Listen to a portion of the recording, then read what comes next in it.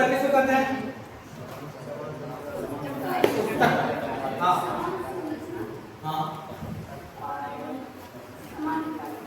समान संरचना और समान कार्य करने वाले ग्रुप ऑफ सेल्स, नहीं मतलब कोशिकाओं के समूह को क्या कहते हैं? उत्तक कहते हैं। उत्तक में हम लोग पढ़ चुके थे जंतु उत्तक के बारे में। किसके? जंतु उत्तक के बारे में। और आज हम लोग पढ़ने वाले हैं उत्पादक उत्तक, जिसको कहते हैं प्लांट सेल। क्या कहते हैं? क्या कहते हैं? Plant cell.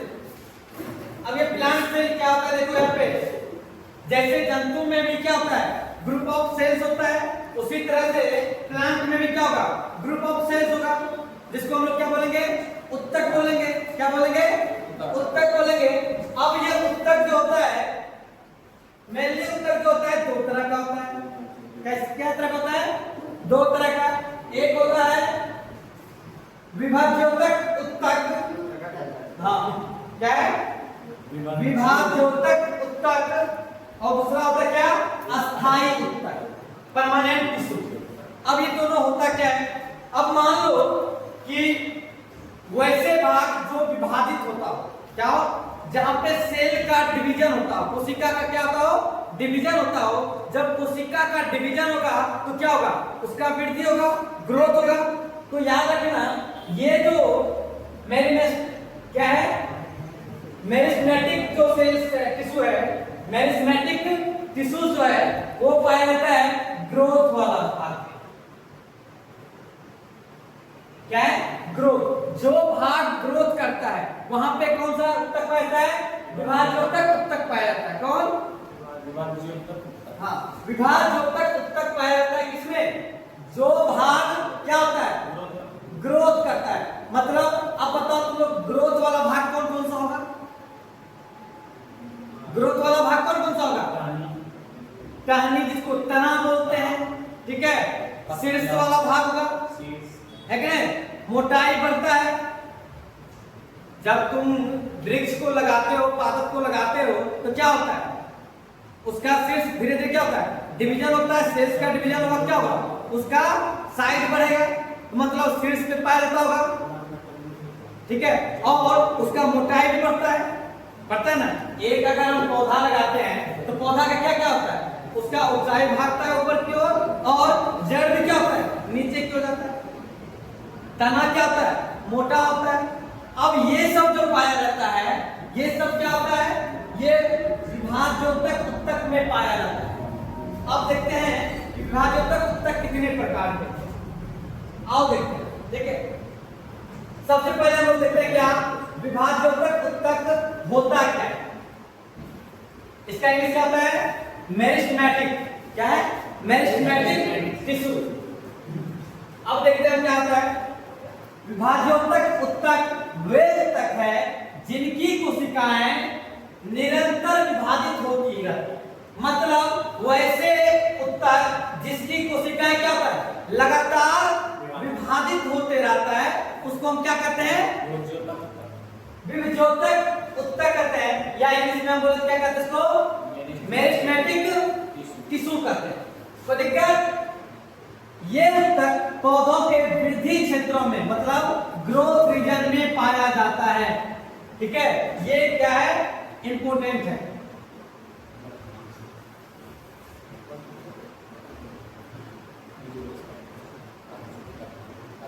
किस रीजन में पाया जाता है? ये ग्रोथ रीजन में पाया जाता है। जो भाग ग्रोथ करता है, जो भाग ग्रोथ करता है वहां पे पाया जाता है। अगर हम बात करें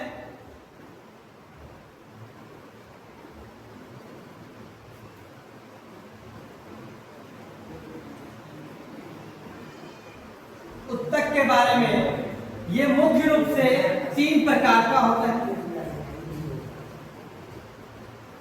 कितने प्रकार का होता है? 3 प्रकार का होता है। एक होता है पहला शीर्षस्थ।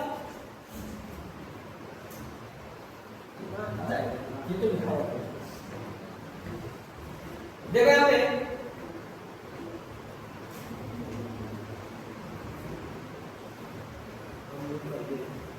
क्या है?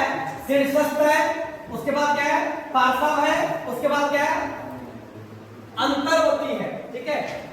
अब ये क्या है, अंतर्वर्ती क्या होता है, अब ये तीनों के बारे में जानेंगे हम लोग। किसके बारे में, ये तीनों के बारे में हम लोग जानेंगे।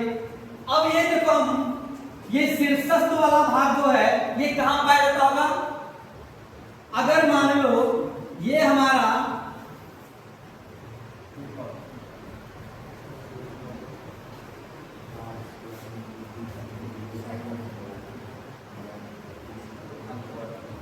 ऐसे ही जड़ होता होगा, ऐसे होता है जड़, बनाने के लिए हमको अच्छा नहीं आता है, ठीक है। अब इसी में हम तीनों को समझते हैं, ठीक है, तीनों को इसी में समझते हैं। शीर्षस्थ क्या होता है, जिसको क्या कहते हैं, एपिकल कहते हैं। उसके बाद क्या है, लेटरल है। उसके बाद हाँ देखो यहाँ पे क्या है, अगर हम देखें इस वाले भाग में यहाँ पे, ठीक है, जो इसका ग्रोथ रीजन ऊपर की ओर भागता है, ठीक है, मतलब शीर्ष पे जो होगा वहां पे कौन सा होगा, शीर्षस्थ विभज्योतक उत्तक रहता है। कहां पे, शीर्ष वाले भाग पे। अब यहाँ पे देखो ये वाला जो रीजन है रेडियकल, ठीक है, ये वाला रीजन जो है इसमें रहता है कौन, पार्श्व। इसके कारण जो है हाइट बढ़ता है, क्या होता है, ऊंचाई ग्रोथ करता है। क्या, ऊंचाई, मतलब इसके कारण क्या होता है, लेंथ। अगर मानो पादप का लेंथ बढ़ता है तो किस उत्तक के कारण होता है, शीर्षस्थ। इंग्लिश में बोले तो एपिकल, किसके कारण, एपिकल। उसके बाद इसका मोटाई बढ़ता है, क्या होता है, मोटाई होता है। तो मोटाई किसमें होता है, पार्श्व वाला में क्या होगा, मोटाई, मतलब ये इंक्रीज करेगा मोटाई। अब बात आता है कि अंतर्वर्ती विभज्योतक क्या होता है, इसको समझते हैं। मान लो ये पादप का क्या है कि नहीं है, पादप इसमें चित्र बनाने का अच्छा सा नहीं आता है। अब मान लो यहाँ पे लिंक है,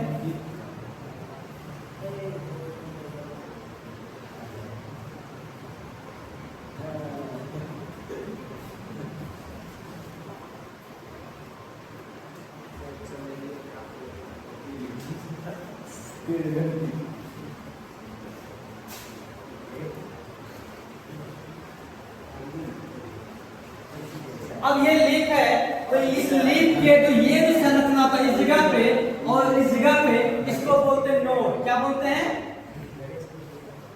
क्या बोलते हैं, इसको नोड बोलते हैं। यहाँ भी क्या होता है, नोड होता है। क्या होता है, अब ये नोड जो है इस दोनों नोड के बीच, दोनों नोड के बीच होगा, इसको दूरी को बोलते हैं इंटरनोड। क्या बोलते हैं, इंटरनोड। क्या बोलते हैं, इंटरनोड बोलते हैं। और ये इंटरनोड जो होता है इसी के दूरी को क्या करता है, बढ़ाता है या कम करता है, कौन, अंतर्वर्ती विभज्योतक उत्तक। तीनों के बारे में समझ आ गया तुम लोग को, तीनों के बारे में। पहला क्या काम करता है, एपिकल लेंथ को बढ़ाता है, एपिकल क्या करता है, लेंथ को बढ़ाता है।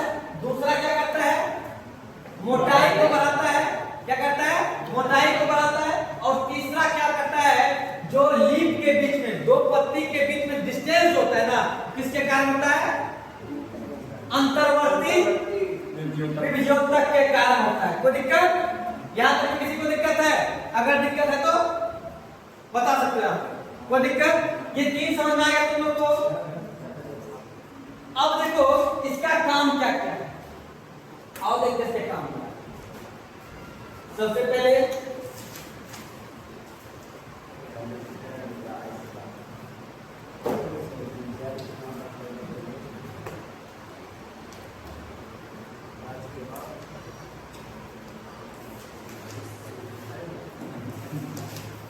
यहां जाते हैं, इसकी विशेषता को जानते हैं, इसकी क्या विशेषता है, इस उत्तक का क्या विशेषता है। सबसे पहले देखते हैं इसमें क्या, इन उत्तकों की कोशिकाएं कैसा होता है, गोलाकार या बहुभुजाकार होती है। ठीक है, क्या होता है, गोलाकार होता है और बहुभुजाकार होता है। कोशिकाएं सघन रूप से व्यवस्थित होती है। कोशिकाएं क्या होता है, सघन रूप से व्यवस्थित होती है। उसके बाद क्या है, इनके बीच अंतर कोशिकीय स्थान समान नहीं होता है। जो विभेद्योतक उत्तक होता है इसके बीच में क्या होता है, गैप नहीं होता है। दो सेल्स के बीच में कोई गैप नहीं होता है। सेल्स के अंदर में गैप हो सकता है। देखो यहाँ पे क्या क्या है, अंतर कोशिकीय। देखो दो शब्द होता है, इंटर, ठीक है, इंटरसेल्यूलर, ठीक है, जिसको कहते हैं अंतर कोशिकीय, एक होता है अंतराकोशिकीय, ठीक है, मतलब उस कोशिका के अंदर में, जैसे हम लोग मैच खेलते हैं स्कूल कॉलेज से, तो एक होता है इंटर कॉलेज। इंटर कॉलेज का मतलब क्या हो गया, दो कॉलेज के बीच में मैच होगा तो इंटर कॉलेज कहते हैं।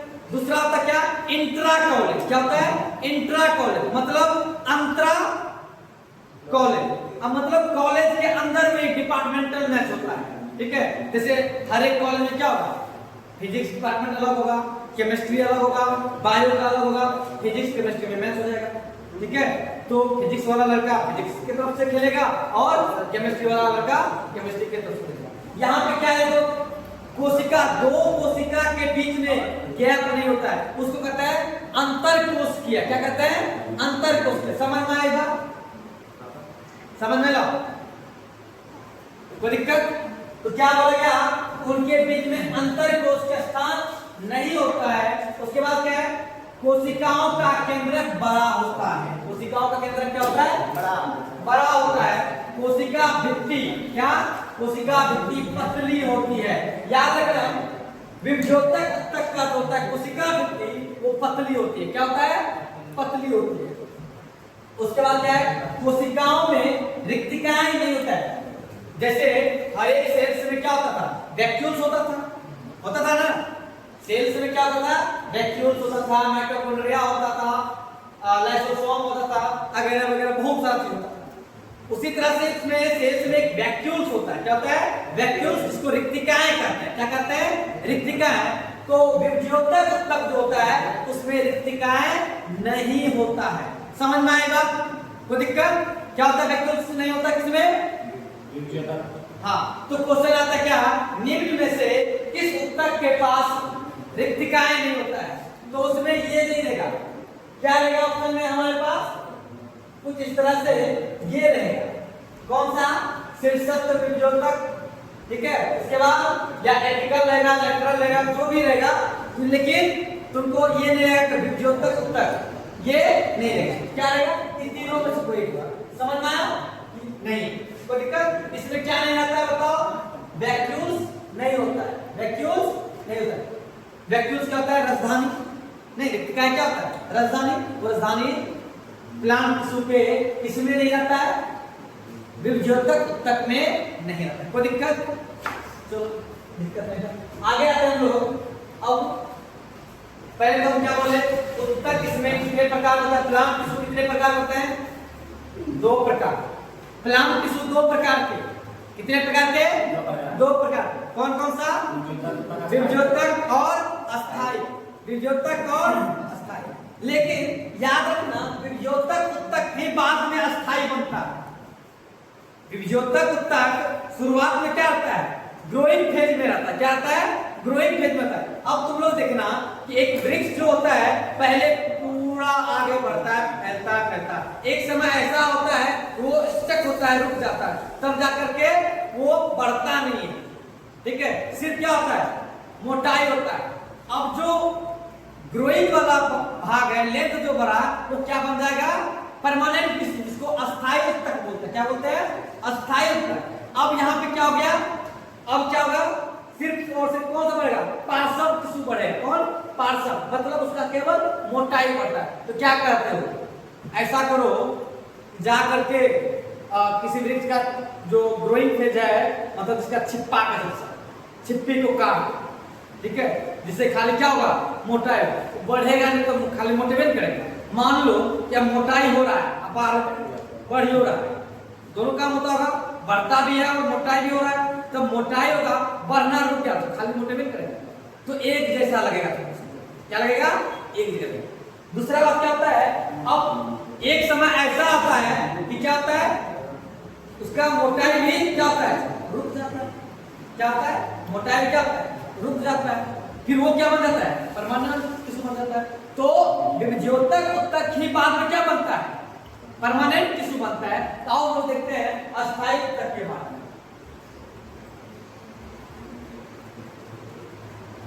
ये है हमारा अस्थायी उत्तक, ठीक है। अब अस्थायी उत्तक को देखते हैं।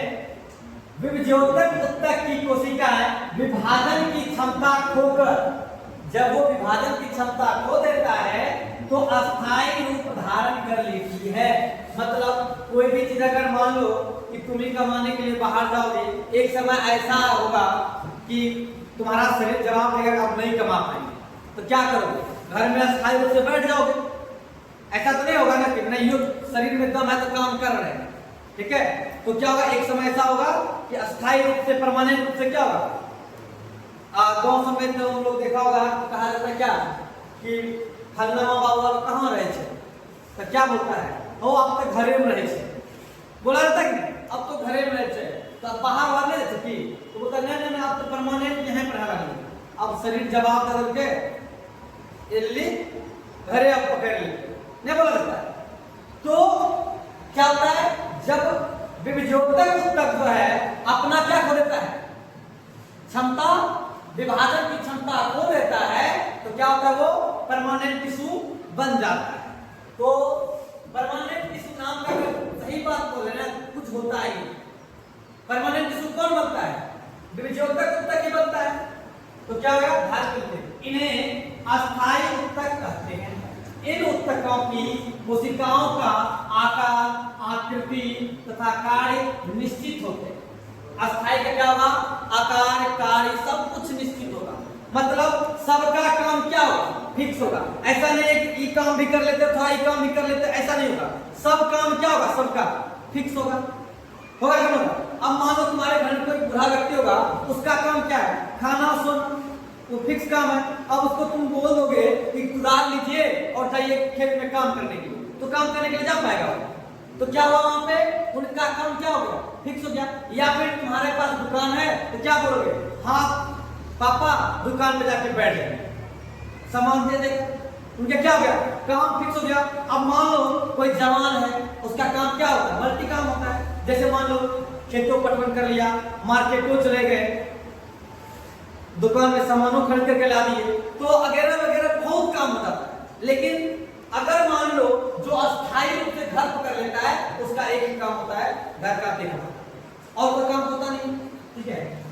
तो क्या होता है, कार्य क्या होता है, निश्चित होता है। तो एक इंपॉर्टेंट बात होता है कि परमानेंट टिश्यू का कार्य क्या है, निश्चित है। परमानेंट टिश्यू का कार्य निश्चित है, कोई दिक्कत। आओ देखते हैं अस्थायी उत्तक को 3 भागों में विभाजित किया है। अस्थायी उत्तक को कितने भागों में विभाजित किया गया है? पहला क्या, सरल अस्थायी उत्तक, जिसको कहते हैं सिंपल परमानेंट टिश्यू। दूसरा है जटिल कॉम्प्लेक्स, और तीसरा क्या है बताओ, विशेष अस्थायी उत्तक। अब आते हैं हम लोग सरल अस्थायी उत्तक। अब सरल अस्थायी उत्तक में क्या होगा, देखो ये जो विशेष है, ये विशेष ज्यादा विशेष नहीं है, ठीक है। इसको बाद में लोग पढ़ेंगे, लेकिन पहले हम पढ़ेंगे दो को, ठीक है। किसको किसको, सरल अस्थायी उत्तक और जटिल उत्तक। अब जटिल अस्थायी उत्तक क्या होता है इसको समझो, उससे पहले सरल अस्थायी उत्तक समझ लेते हैं, ठीक है। सरल अस्थायी उत्तक में हम लोग आते हैं, ये उत्तक जो है समान प्रकार की कोशिकाओं से मिलकर बने होते हैं। सरल अस्थायी उत्तक क्या होता है, समान आकार के या समान प्रकार की कोशिकाओं से मिलकर बने होते हैं। इनकी कोशिकाओं की संरचना तथा कार्य क्या होता है, समान होता है। अब देखो सरल उत्तक जो है ये 3 प्रकार के हैं। कौन कौन सा, पैरेन्काइमा, कॉलेनकाइमा और स्क्लेरेन्काइमा। अब तीनों का क्या है, अलग अलग काम होगा कि नहीं होगा, बताओ तुम लोग। क्या क्या नाम है, पैरेन्काइमा, उसके बाद क्या है कॉलेनकाइमा, उसके बाद क्या है स्क्लेरेन्काइमा। अब ये पैरेन्काइमा, ठीक है, और कॉलेनकाइमा, स्क्लेरेन्काइमा, तीनों का क्या है, अपना अपना कार्य है। क्या क्या कार्य है देखने देखिए, आओ देखिए क्या क्या कार्य। पहला आता है हमारे पास क्या, पैरेन्काइमा। क्या है पैरेन्काइमा, पैरेन्काइमा क्या करता है, नाम को सबसे देखो यहाँ पे पी नाम है, क्या है? पी से शुरू होता है पैरेंकाइमा, ये काम करता है पैकेजिंग का, मतलब भोजन को संग्रहण जो करता है वो कौन करता है? पैरेंकाइमा। तो पी से पैकेजिंग होता है, तो याद रखना पैकेजिंग का काम कौन करता है? पैरेंकाइमा। क्या करता है? पैकेजिंग करता है। देख लेते हैं, यह जीवित कोशिकाओं से बना उत्तक है। पहला चीज, पैरेंकाइमा कैसा है? जीवित कोशिकाओं से बना उत्तक है, ठीक है। इसकी कोशिकाएं पतली भित्ति वाली तथा बहुभुज आकार की होती है। इसकी कोशिकाएं क्या होता है? पतली भित्ति वाला होता है। तो दिक्कत, विशेषता क्या है? कोशिकाएं ढीले रूप से व्यवस्थित होती है, कोशिकाओं के बीच अंतर कोश का स्थान पाया जाता है। इसमें क्या होता है? दो सेल्स के बीच में, जैसे मान लो ये सेल्स है, ये सेल्स है,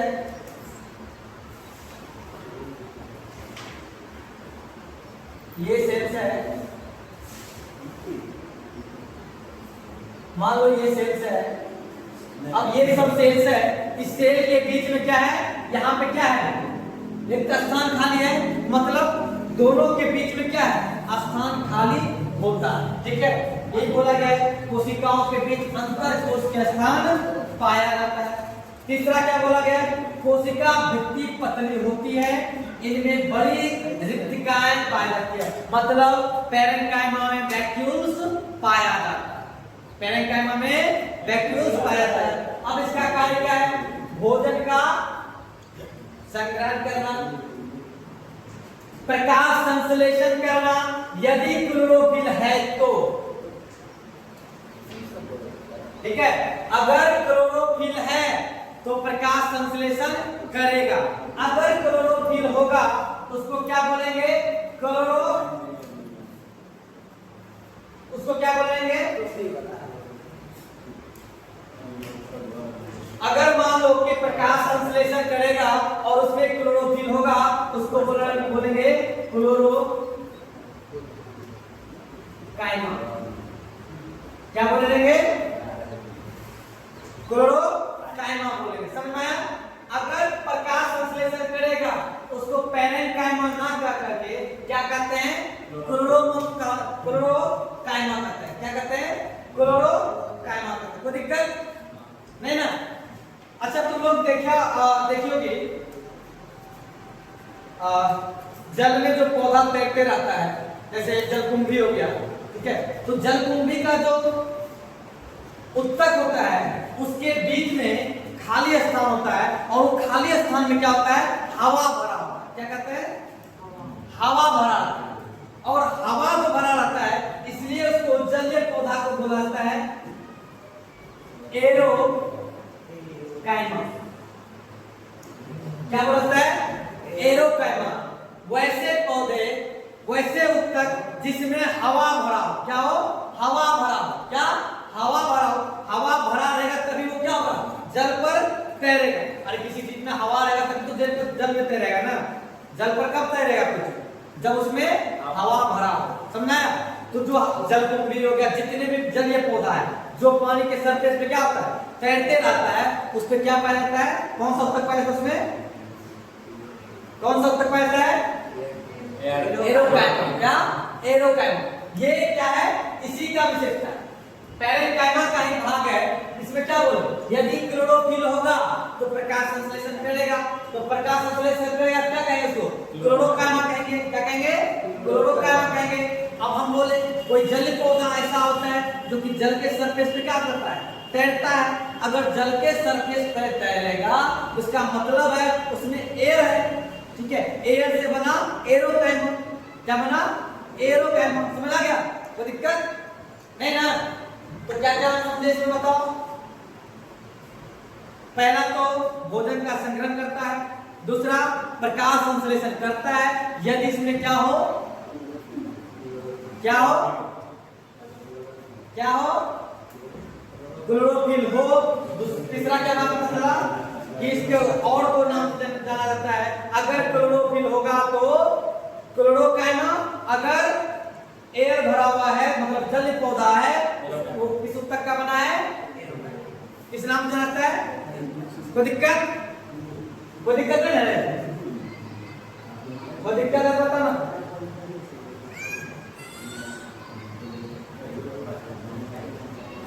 आओ देख लेते इसको।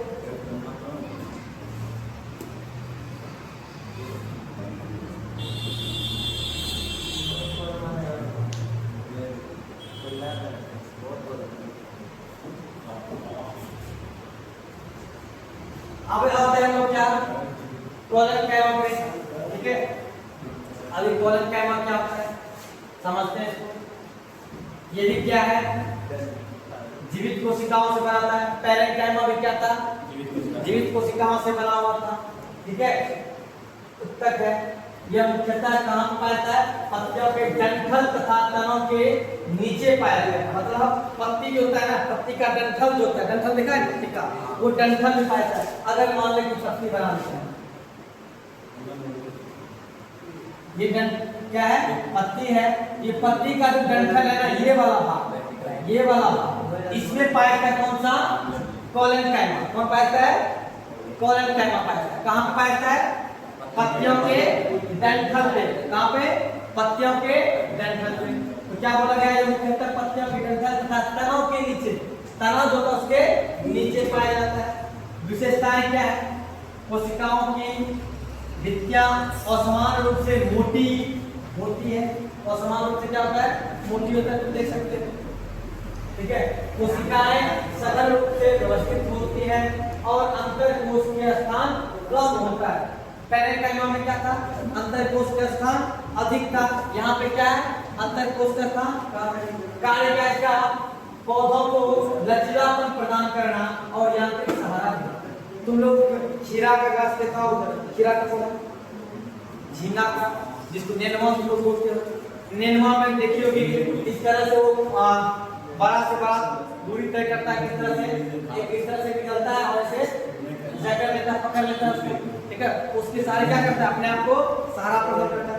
या फिर देखो तना क्या होता है, उसका लचीला होता है, इसलिए लचीला होता है। क्या वो क्या करता है, अगर हवा भी दे जाए क्या हो जाएगा, गिरेगा नहीं, टूटेगा। जो पौधा जो लचीलापन आता है किसके कारण होता है, कॉलेनकाइमा के कारण। किसके कारण, कॉलेनकाइमा के कारण होता है। पौधा में लचीलापन किस उत्तक के कारण आता है, कॉलेनकाइमा के कारण आता है। किसके कारण, कॉलेनकाइमा। कॉलेनकाइमा के कारण ही क्या होता है, पौधा में लचीलापन आता है, ठीक है। तो ये किसके लिए जिम्मेवार है, लचीलापन के लिए। और दूसरा क्या बोला, ये सहारा होता है। सहारा में क्या भी पता है तुमको, जैसे रहता है ना, जैसे कद्दू को ऊपर जाना है, क्या करेगा कद्दू, अपने सहारा के क्या करेगा, सबसे पहले तो एक पतला से इस तरह से छोड़ेगा और उसको क्या करेगा, जकड़ लेगा, इस तरह से जकड़ लेता है ना, बांधता है इस तरह से को, और उसके साथ क्या करता है, अपने आप को सहारा प्रदान करता है। तो उसमें कौन पाया जाता है, कौन सा उत्तक, कॉलेनकाइमा पाया जाता है। कोई दिक्कत, कार्य पता चल गया, विशेषता पता चल गया, इसका क्या है, हाँ क्या हुआ, तो पेड़ सब जो हवा चलती है तो झुकता है ना, तो झुकता क्यों है, लचीलापन आया ना उसमें, लचीलापन के लिए जिम्मेवार है। मतलब जहां जहां पे लचीलापन होगा वहां पे कौन होगा, कॉलेनकाइमा होगा। जैसे मान लो कि लंबा पेड़ हो गया, ठीक है, वो लचता है कि नहीं, अगर मान लो कि नहीं होगा तो टूट जाएगा, ठीक है। तो क्या देता है, ये मजबूती देता है। मतलब मजबूती कैसा, लचीलापन, समझा गया। जैसे ये चेयर है, तो चेयर क्या है, कठोर है, इसमें कॉलेनकाइमा नहीं पाया जाता है, ये मजाक की बोल, ठीक है, ये पादप में ही पाया जाता है, ठीक है।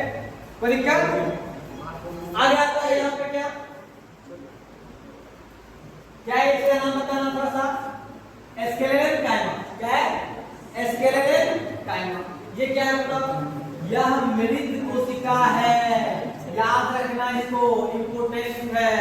एस्केलेरेनकाइमा क्या है, एक मृत कोशिकाओं का समूह से बना होता है, जो मरा हुआ है, जो मरा हुआ है वैसे कोशिकाओं के समूह से एस्केलेरेनकाइमा बना होता है। और इसका काम पता है क्या होता है, ये पादप को मजबूती देता है, मतलब कठोरतम बनाता है। कठोर जो होता है ना, किसके कारण होता है, ये एस्केलेरेनकाइमा के कारण होता है। किसके कारण, एस्केलेरेनकाइमा के कारण होता है। देखते हैं यहाँ पे ये मृत कोशिकाओं का बना ऊतक है। इसकी कोशिका भित्ति बहुत मोटी होती है। इसकी कोशिका भित्ति क्या होता है? और इसमें लिग्निन नामक का क्या है? लिग्निन नामक का पदार्थ पाया जाता है। याद रखना, ये चीज इंपोर्टेंट है। क्या पाया जाता है? लिग्निन। हर एक पादप में क्या होता है ना, जो स्क्लेरल कैनवा होता है उसमें एक कठोर चीज के लिए क्या पाया जाता है? लिग्निन पाया जाता है। जैसे उत्तक होता है, ठीक है, तो उत्तक में कुछ पाया जाता होगा, ठीक है, उसी में से क्या है? लिग्निन। क्या है? लिग्निन पदार्थ है जो कि किसमें पाया जाता है? हाँ, स्क्लेरल कैनवा। इसमें स्क्लेरल कैनवा। अब इसकी विशेषता क्या है? कोशिकाएं मृत होती है। पहला विशेषता क्या है? कोशिकाएं मृत होता है। कोशिका भित्ति मोटी एवं कठोर होती है। हम बोलने के पहले ये बात कि ये क्या करता है? कठोरता प्रदान करता है। दूसरा क्या होता है? लिग्निन के कारण कठोरता होती है। हम बोले किसके कारण होता है? लिग्निन के कारण ये कठोर होता है। पहला कार्य क्या है? बताओ। पौधों को मजबूती प्रदान करना, ठीक है। क्या है? पौधों को मजबूती। देखो, सेल्यूलोज का बना होता है, ठीक है, सेल्यूलोज का बना होता है। समझा गया? जो उत्तक होता है, पादप उत्तक होता है, वो सेल्यूलोज का बना होता है। समझाया? ठीक है। लेकिन ये लिग्निन भी क्या होता है? उसमें पाया जाता है, ठीक है। एक एक्स्ट्रा पदार्थ पाया जाता है जिसमें लिग्निन पाया जाता है। जैसे कोलेनकाइमा जो होता है वो पाया बना होता है किसका? सेल्यूलोज का। और उसमें एक और चीज पाया जाता है, पैक्टिन। क्या पाया जाता है? पैक्टिन पाया जाता है। क्या पाया जाता है? पैक्टिन पाया जाता है। सेल्यूलोज और पैक्टिन का बना होता है क्या चीज? कोशिका भित्ति। किसमें? कोलेनकाइमा में, ठीक है। समझ आया? तो यहां तक तुम लोग लिख लो।